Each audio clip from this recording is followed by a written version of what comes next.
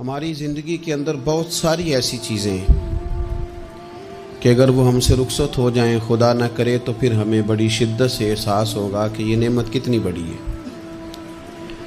آپ قوس و قزح کے رنگ دیکھتے ہیں، دھوپ اور چھاؤں میں لوگوں کے چہروں کو ملاحظہ کرتے ہیں، آپ اپنے بچوں کو محبت کی نظر سے دیکھ کر دل کو ٹھنڈا کرتے ہیں، آپ اپنے ماں باپ کو محبت کی نظر سے دیکھ کر کامل حج کا ثواب حاصل کرتے ہیں، قرآن مجید کی زیارت کر کے آپ اپنے دل میں بہت سارا سرور محسوس کرتے ہیں۔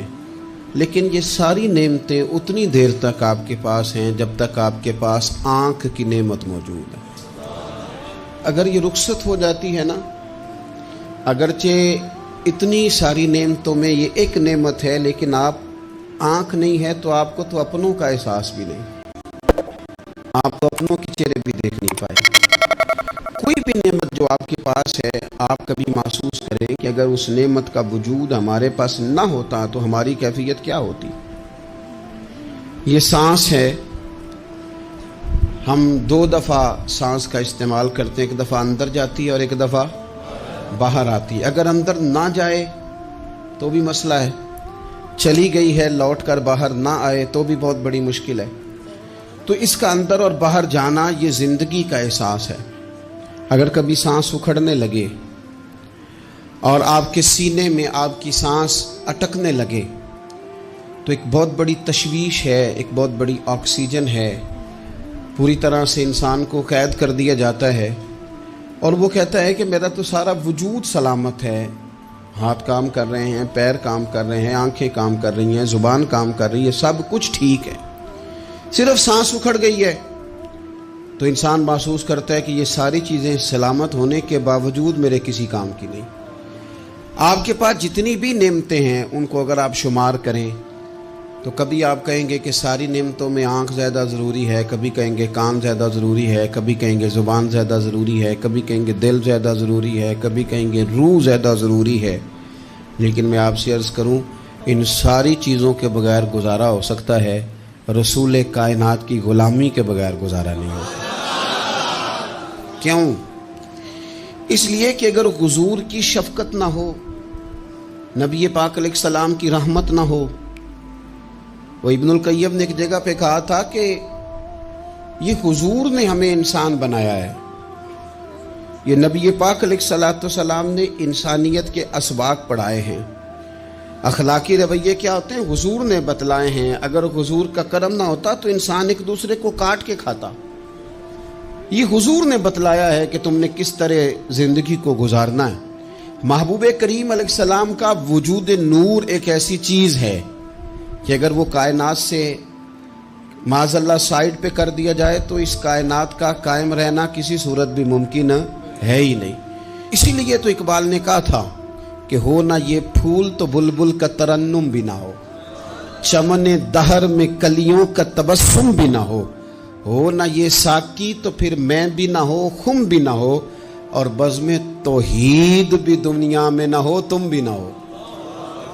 وہ بڑی بات کہہ گئے ہیں، میں نے بھی اس کو کوئی نہیں کھولنا، کہتے ہیں بزم توحید بھی دنیا میں نہ ہو، تم بھی نہ ہو، خیمہ افلاق کا استادہ اسی نام سے ہے، اور نبض ہستی تپش آمادہ اسی نام سے ہے۔ تو اقبال پھر ہمیں کرنا کیا ہے؟ کہنے لگے کرنا آپ کو یہ ہے کہ قوت عشق سے ہر پست کو بالا کر دے اور دہر میں اسم محمد سے اجالا کر دے۔ یہ کرنے کا کام ہے، اس رستے پہ آپ چل پڑیں۔ میرے بھائی، پہلی امتوں کے آپ تذکرے پڑھ لیں، کتابوں میں موجود ہیں، سورہ آراف کو دیکھ لیں، اس میں بہت ساری چیزوں کا تذکرہ کر دیا گیا ہے، اور بھی قرآن مجید کی بے شمار صورتیں ہیں، آپ ان کو دیکھ لیں، اس پر غور کر لیں۔ جب قومیں نہیں مانتی تھی، انکار کرتی تھیں، تو اللہ تبارک و تعالیٰ انہیں تباہ کر دیتا تھا۔ بات نہیں مانی، ختم ہو گئی۔ ایک مقصد ہے نا جس کے لیے کسی چیز کو بنایا گیا، تو مقصد تخلیق انسانیت کیا ہے کہ وما خلقت الجن والانس الا لیعبدون، جنوں اور انسانوں کو اللہ نے اپنی عبادت کے لیے پیدا کیا۔ اور ان کو جب عبادت کی دعوت دی گئی، جب انہیں پیغام دیا گیا اللہ تعالیٰ کی توحید کا، انہوں نے نہیں مانا، تو جس مقصد کے لیے بنایا تھا جب اس طرف ہی نہیں آئے. یہ پنکھا لگایا جاتا نا ہوا کے لیے، تو اگر پنکھا ہوا نہ دے تو اس کا کوئی چھت پہ کام ہے؟ اس کو اتار کے تو آپ سکریب والے کے پاس بھیج دیں گے، بھی ختم ہو گئی بات. تو مقصد جو تھا نا اللہ کی عبادت تھی، تو جب قومیں اللہ کی عبادت کی طرف نہیں آئیں تو اللہ نے انہیں تباہ کر دیا اور صفحہ ہستی سے مٹا دیا. اللہ تعالیٰ کے پیارے محبوب علیہ السلام نے کفار مکہ کو، قریش کو، عالم عرب کو، عالم انسانیت کو دعوت دی، وداعیا الی اللہ باذنہ وسراجا منیرا. اس منصب پر فائز ہو کر حضور نے دعوت دی. جب انہوں نے دعوت کا انکار کیا، حضور نے انہیں عذاب سے ڈرایا، اللہ کے عذاب سے، چونکہ حضور نذیر ہیں. انہوں نے یہ کہا کہ اگر آپ کہتے ہیں نا کہ ہم پر عذاب آئے گا تو پھر آپ وہ عذاب لے آئیں، ہم پہ آئے. جب کوئی آدمی منہ سے تباہی مانگے، جب کوئی شخص اپنے منہ سے یہ کہے کہ کر لے جو ہوتا ہے معاذ اللہ، تو اگر تو سامنے والا کمزور ہو تو شاید وہ کچھ نہ کر سکے. لیکن یاد رکھنا کئی دفعہ کمزور ہوتا ہے تو کچھ نہیں کرتا، تو کئی دفعہ مہربان بڑا ہوتا ہے،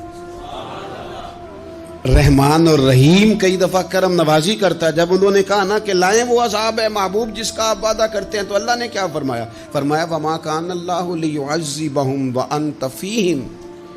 محبوب رب کی یہ شان ہی نہیں کہ انہیں عذاب دے. کیوں؟ اس لیے کہ آپ ان کے درمیان موجود ہیں.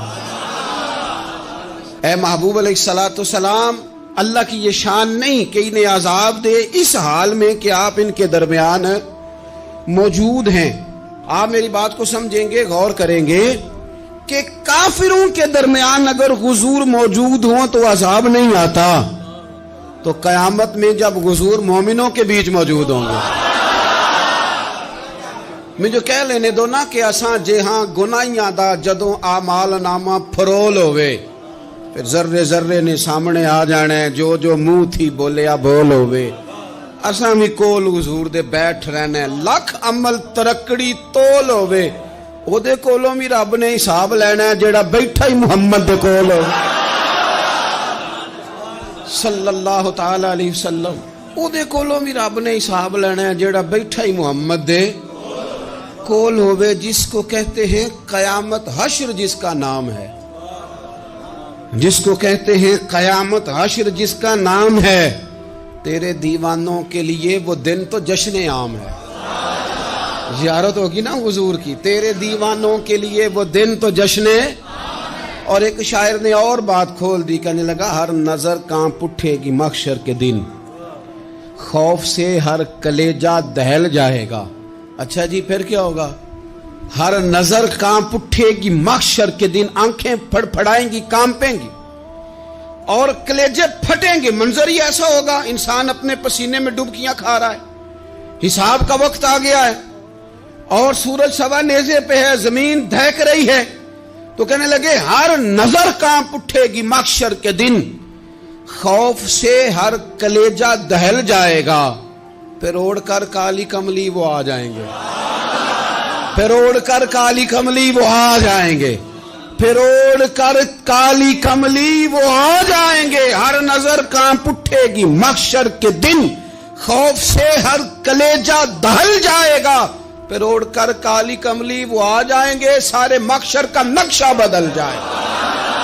میرے عزیز، حضور کے بغیر گزارا، نبی کریم کے بغیر کوئی چارہ، ہمارا کوئی سہارا ہی نہیں حضور کے بغیر. ہم کدھر جائیں سوائے محبوب کے. اس لیے نا صحابہ اس بات پر مطلع ہو گئے تھے، وہ نا بڑی بڑی دھیمی دھیمی باتیں پوچھتے رہتے تھے. اطلاع مل گئی تھی نا کہ اصل کرنا کیا ہے. تو جو رازدار لوگ ہوتے ہیں نا وہ پھر دھیمے دھیمے راز کی باتیں کرتے ہیں. حضرت انس بن مالک حضور کے خادم تھے، اماں نے دے دیا تھا حضور کی بارگاہ میں. کہتے ہیں میں 10 سال مدینے میں حضور کی نوکری کرتا رہا، تو قریب سے دیکھا تھا نا سارا کچھ. بہت ساری احادیث ان سے مروی ہیں، بڑی چیزوں کو دیکھا تھا. تو آپ سیانے ہو گئے، باتیں سمجھ گئے، قریب رہنے والے لوگ تو قربان پچھانن والے ہیں، تو گل جان گئے، گل کھول دے نہیں. تو قریب پہنچ گئے تھے نا، تو سمجھ آ گئی تھی بات کی. تو ترمذی میں موجود ہے، ایک دن حضور سے پوچھتے ہیں یا رسول اللہ قیامت والے دن آپ کو کہاں تلاش کروں؟ یعنی حضور علیہ السلام سے پوچھتے ہیں حضور میں نا قیامت والے دن، بھئی بات تو یہ نا کہ اعمال ٹھیک کیے جائیں، معاملات پر توجہ دی جائے، عبادات کا خیال کیا جائے، جو ہمارے ذمہ ڈیوٹیاں ہیں وہ پوری کی جائیں. تو وہ کہتے ہیں حضور وہ قیامت والے دن کہاں تلاش کروں؟ تو حضور نے بھی نہیں فرمایا کہ تو اعمال ٹھیک کر، مجھے ڈھونڈنے کی کیا ضرورت ہے، کہاں ڈھونڈوں؟ تو حضور فرمانے لگے مسکرا کے فرمانے لگے، چونکہ قربان پچھانن والے ہیں تو اے گل جان گئے گل کھول دے نہیں. حضور علیہ السلام سے کہا یا رسول اللہ میں نہ قیامت والے دن کہاں تلاش کروں؟ تو حضور فرمانے لگے حوض کوثر پہ. یا رسول اللہ وہاں کیا ہوگا؟ تو فرمایا امت پیاسی آئے گی تو میں جام بھر بھر کے پلاؤں گا، میں جام بھر بھر کے پلاؤں گا. ایسا کی تیری خیر تیرے میں کدے کی خیر، ایسی پلا کہ جس کا نشہ عمر بھر رہے. اور ایک نے کہا تھا کہ طیبہ سے منگائی جاتی ہے، سینوں میں رچائی جاتی ہے، توحید کی میں پیالوں سے نہیں نظروں سے پلائی جاتی ہے. حضور صلی اللہ علیہ وسلم نے فرمایا حوض کوثر پہ بھی جام پلائیں گے. سیانے بڑے تھے، حضرت انس اور بلا ہمارا کر رہے تھے. یہ حضور سے پوچھ کے نا تو ہمیں ایڈریس بتا رہے ہیں، کیونکہ حدیث روایت کر دی نا تو ہمیں ایڈریس سمجھا دیے، پتے بتا دیے کہاں پہنچنا ہے، ساری جگہ سمجھا دی. چلیں جدید دور آ گیا ہے، انہوں نے لوکیشن بتا دی کہاں کر کے نا کس جگہ جا کے سٹاپ کرنا ہے کام. یا رسول اللہ وہاں ملاقات نہ ہوئی تو حضور نے فرمایا پھر پل صراط پہ آنا. یا رسول اللہ وہاں کیا ہوگا؟ فرمایا امت گزر رہی ہوگی اور میں دعائیں مانگ رہا ہوں گا، رب سلم امتی رب سلم امتی، یا اللہ میری امت کو سلامتی سے گزار دے. تو وہاں آ جانا، میں دعائیں وہاں مل جاؤں گا. قربان جائیں. فاضل بریلوی بول پڑے، کہنے لگے خدا کی رضا چاہتے ہیں دو عالم، خدا چاہتا ہے رضائے محمد. اجابت کا جوڑا عنایت کا سہرا، دلہن بن کے نکلی دعائے محمد. اجابت نے جھک کر گلے سے لگایا بڑی ناز سے جب دعائے محمد. رضا اب پل سے وجد کرتے گزریے کہ ہے رب سلم دعائے محمد صلی اللہ. تو عرض کی یا رسول اللہ وہاں ملاقات نہ ہوئی تو؟ میں نے کہا وہ ہمیں لوکیشن سمجھا رہے تھے، انہیں تو پتا تھا پہلے ہی. ایک قربان پچھانن والے ہیں تو ایک گل جان گئے گل کھول دے نہیں. تو وہاں نہ ملاقات ہوئی تو حضور نے فرمایا پھر میزان عمل پہ آنا. یا رسول اللہ وہاں کیا ہوگا؟ فرمایا امت کے عمل تول رہے ہوں گے اور میں ان کے لیے دعائیں کر رہا ہوں گا. میں نہیں جا سکا کبھی بچوں کے ساتھ پیپر دلوانے، استاد کو اجازت نہیں دیتے، کہتے ایگزامینر اور آئے گا کوئی، جس نے پڑھایا ہو اسے اجازت نہیں کہ تو جا. ابا جی کو اجازت نہیں ہوتی کہ وہ ایگزامینیشن ہال میں جائے، وہاں تو کوئی اور لوگ آتے ہیں. یہ بھی عجیب سبق ہے نا کائنات کا کہ سارے تعلیم و تربیت کے اسباق بھی حضور پڑھائیں، رنگ بھی سارا حضور ہی بتائیں، اور قبر کے سوالات بھی سارے ہمیں حضور بتا دیں، اور جب پیپر ہونے لگے تو سرانے بھی کھڑے ہو جائیں. تو پھر کہہ لینا ایک دفعہ پھر کہ وہ دے کولوں کی رب نے حساب لینا، جیڑا بیٹھا ہی محمد دے کول، وہ دے کولوں کی رب نے حساب لینا. میرے عزیز ہمارا گزارا نہیں حضور کے بغیر. لوگ اصل میں نا ہمارا مسئلہ نہیں سمجھتے، ہمارا مسئلہ کچھ اور ہے. لوگ ہمیں نا بلا وجہ پریشان کرتے ہیں، کبھی جھنڈے سے، کبھی ڈنڈے سے، کبھی جھنڈی سے، کبھی کسی شے سے، کبھی کسی شے سے. کبھی کہتے ہیں وہ نعت اونچی پڑھ لی، کبھی کہتے ہیں سلام اونچا پڑھ لیا، کبھی کہتے ہیں وہ جھنڈیاں لگا دی. میں نے کہا آپ کی بات بھی ٹھیک ہے پر ہمارا مسئلہ تو سمجھو نا، ہمارا گزارا نہیں نا بھائی. جو کسے دا عاشق ہوئے وہ گالو سے دی 100 مکر بہانے کر کے. میں پوچھے میاں صاحب نو مزار تے جا کے کہ مکر کرنے ٹھیک نے؟ تساں آکھیا نا مکر کردا ہے تے حضور ٹھیک نے. تے مینوں لگدا ہے کہ پولا جان دے سے پے کہ سونا راضی کرنا ہوئے تے موڑ ٹھیک نے. حضور نے ایک دن کہا تھا، حضرت ابو سعید خدری نے کہا یا رسول اللہ آپ قرآن پاک کی تلاوت کر رہے تھے، قرآن پاک بڑا سونا پڑھتے تھے نا. تو نبی کریم نے سن لیا، اب کیا کریں، دلیل دیں گے تو بات مضبوط ہو جائے گی. حضور نے سن لیا تو بعد میں فرمایا ابو سعید تو بڑا سونا قرآن پڑھتا ہے، رب کے علاوہ کسی کو دکھا کے عبادت کرنی جائز ہے؟ حضرت ابو سعید خدری کہنے لگے سونا مجھے پتہ نہیں تھا آپ سن رہے ہیں، ورنہ میں نے تو اور بنا کے پڑھنا تھا۔ اب تو مان جاؤ نا، جو کسی دا عاشق ہوے گل اسے دی کرد ہے، 100 مکر بہانے کر کے، 100 مکر بہانے کر کے او دے ہی مرنے مرد ہے۔ میرے عزیز ہماری مجبوری ہے، لوگ اس بات کو سمجھتے نہیں، ہماری مجبوری ہے، حضور کا میلاد ضروری ہے، لوگ سمجھتے نہیں بات کو، اس لیے بلا وجہ رٹا ڈال کے بیٹھتے ہیں۔ بھئی ہم نے تو کوئی رٹا ڈالنا نہیں، نہ سیاست کا، نہ دولت کا، نہ اقتدار کا، نہ کسی اور چیز کا۔ سیاست دے جھگڑے اساں چھوڑ دیتے، اتنے محبت دا جھگڑا ہے، یہ چھڑا کوئی نہیں سکتا۔ تو میرے عزیز ہمارا حضور کے بغیر گزارا، اور نبی پاک علیہ السلام کے بارے میں رب فرماتا ہے وَلَسَوْفَ يُعْطِيكَ رَبُّكَ فَتَرْضَىٰ، محبوب میں آپ کو اتنا دوں گا کہ آپ اپنے رب سے راضی ہو جائیں گے۔ کیا کروں میں؟ اب یہ آیت اتنی شاندار ہے۔ حضرت امام زین العابدین رضی اللہ تعالیٰ عنہ سے کسی بندے نے کہا قرآن پاک میں سب سے زیادہ امید والی آیت کون سی ہے؟ اس کا خیال تھا لا تقنطوا من رحمت اللہ کہیں گے، اللہ کی رحمت سے نا امید نہ ہونا۔ اس نے کہا حضور سب سے امید والی آیت بتائیں۔ وہ کہتا میرے ذہن میں تھا کہ یہ والی آیت پڑھیں گے، تو امام زین العابدین رضی اللہ تعالیٰ عنہ فرمانے لگے سب سے امید والی آیت ہے وَلَسَوْفَ يُعْطِيكَ رَبُّكَ فَتَرْضَىٰ، رب کہتا ہے محبوب اتنا دوں گا کہ آپ اپنے رب سے راضی ہو جائیں گے۔ آیت نازل ہو گئی تو حضور پتہ کیا فرماتے ہیں صحابہ سے؟ فرماتے ہیں رب کہتا ہے حبیب تجھے راضی کرنا ہے، اور جب تک میرے سارے غلام جنت میں گئے نہ میں نے اللہ سے راضی ہونا ہی نہیں، میں نہیں راضی ہوتا اللہ سے۔ سارے جائیں گے تو میں تو کہتا ہی رہوں گا نا قربان پچھانن والے آتا، او گل جان گئے پر گل کھول دے، او گل کھول دے نہیں، پتہ چل گیا بات کا۔ حضور کے بغیر گزارا، حضور کے بغیر کوئی چارہ ہی نہیں۔ اور خود حضور کیا فرماتے، یہ سنن ابن ماجہ ہے، میرے رسول پاک صلی اللہ تعالیٰ علیہ وسلم ارشاد فرماتے ہیں، حدیث کے راوی حضرت ابو موسیٰ اشعری رضی اللہ تعالیٰ عنہ، حضور فرماتے ہیں کہ اللہ نے مجھے اختیار دیا۔ یا رسول اللہ کس بات کا؟ فرمایا رب نے اختیار دیا میں چاہوں تو آدھی امت بغیر حساب کے جنت چلی جائے، اور میں چاہوں تو اللہ سے اختیار لے لوں کہ یا اللہ مجھے شفاعت کا حق دے، میں سفارش کرتا جاؤں اور تو انہیں معافی دیتا جائے۔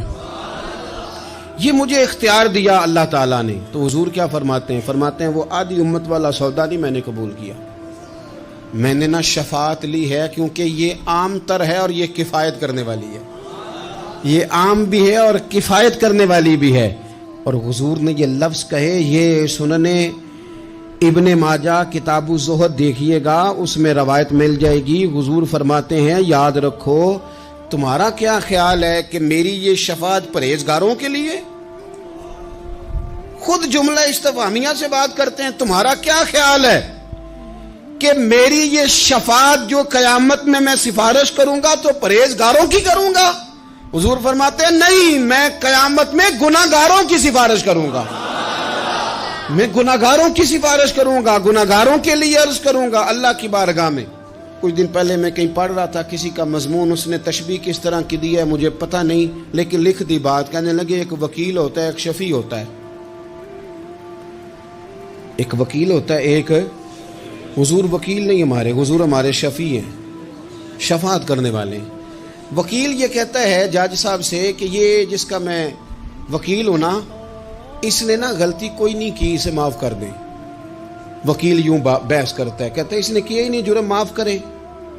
اور جو شفیع ہوتا ہے نا وہ کہتا ہے مالک اس نے سارے کیے، تو میرے آنے کی لاج رکھ اور اسے معاف کر دے۔ یہ وکیل اور شفیع کا یہ فرق ہوتا ہے کہ شفیع کہتا ہے سونیا سارے کیے ہیں، بڑے بڑے پاپ کیے ہیں، پر میں جو آ گیا ہوں تو مہربانی کرنا معافی دے دے۔ میرے عزیز حضور کے بغیر کہیں بھی گزارا نہیں ہے۔ ہم نے نا جب یہ بات سمجھ لی، اور پتہ ہے نبی کریم صلی اللہ علیہ وسلم نے آگے بڑھ کے خود بھی کئی مقامات پر اس بات کو کھول کر مختلف انداز میں بیان کیا۔ حضرت عبداللہ ابن عباس رضی اللہ تعالیٰ عنہ کی روایت آپ دیکھ لیں، یہ آپ کو مستدرک میں ملے گی۔ حضور صلی اللہ علیہ وسلم فرماتے ہیں قیامت کے دن اللہ تعالیٰ انبیاء کے لیے نور کے ممبر بچھائے گا. ہر نبی ممبر پہ بیٹھ جائے گا. ہر پیغمبر علیہ السلام اپنے ممبر پہ جلوہ فروز ہو جائیں گے, ہر پیغمبر. لیکن حضور فرماتے ہیں میرا ممبر خالی ہوگا. یا رسول اللہ صلی اللہ تعالیٰ علیہ وسلم آپ کا ممبر کیوں خالی ہوگا؟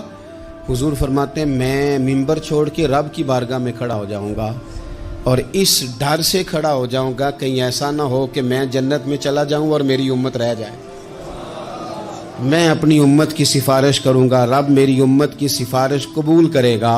فرماتے ہیں میں اتنی سفارش کروں گا کہ جہنم کا دروغہ مجھ سے کہے گا کہ محبوب کمال ہو گئی, آپ نے تو اپنا کوئی غلام دوزخ میں رہنے نہیں دیا, سارے آپ نے نکال دیے.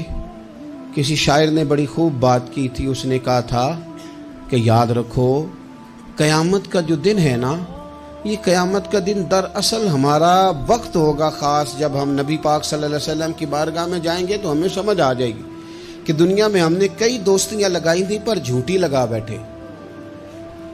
ایک دوستی سچی ہے جو مدینے والے کی ہے.